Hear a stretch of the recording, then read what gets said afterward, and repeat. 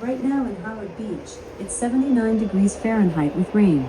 Today's forecast has lots of clouds and thunderstorms, with a high of 82 degrees and a low of 65 degrees. Also, there's a rip current statement in effect until Saturday, September 6th, 8 p.m. Oh gosh, this is not good. The rain is just falling in this area because it's not good. No way. No way, Kaylin. This is bad. I cannot believe this. The rain is just being heavy.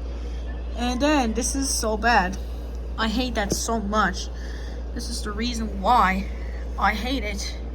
I immediately gotta try once again. Oh no, it's just bad.